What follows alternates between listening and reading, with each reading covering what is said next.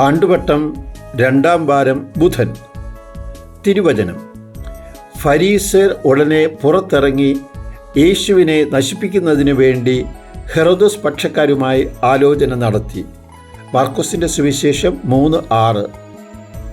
ഇന്നത്തെ സുവിശേഷത്തിൽ നാം കാണുന്നത് ഒരിക്കലും യോജിക്കാൻ സാധിക്കാത്ത ഫരീസയരും ഹെറോദ്യരും യേശുവിനെ നശിപ്പിക്കുന്നതിന് വേണ്ടി പരസ്പരം യോജിക്കുന്നതായിട്ടാണ്. ഫരീസയർ ആത്മീയമായ കാഴ്ചപ്പാടുള്ളവരും നിയമവും പാരമ്പര്യവും മുറുകെ പിടിക്കുന്നവരുമാണ്. റോമൻ ആധിപത്യം എതിർക്കുകയും യഹൂദ സാംസ്കാരിക തനിമ നിലനിർത്തുവാൻ നിരന്തരം ശ്രമിക്കുന്നവരുമാണ്. ഇതിൽ നിന്നും വ്യത്യസ്തമായി എതിർചേരിയിലാണ് ഹെറോദ്യർ. വിജാതീയനായ ഹെറോദോസിൻ്റെ ഭരണം, റോമൻ ഭരണം നിലനിർത്തുന്ന രാഷ്ട്രീയ പാർട്ടിക്കാരാണ് ഹെറോദ്യർ. യേശുവിനെ ഒരു പൊതുശത്രുവായി അവതരിപ്പിച്ച് യോജിക്കുവാൻ സാധിക്കാത്ത ഇരു കൂട്ടരെയും ഒരുമിച്ച് കൊണ്ടുവരുവാൻ തിന്മയുടെ ശക്തിയായ പിശാചിന് സാധിച്ചു.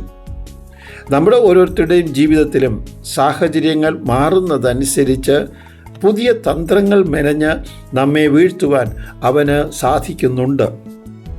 വിശുദ്ധ ബൈബിളിൽ ദുഷ്ടൻ, നുണയുടെ പിതാവ്, ചതിയൻ, കൗശലക്കാരൻ എന്നീ പേരുകളാണ് പിശാചിന് കൊടുത്തിരിക്കുന്നത്.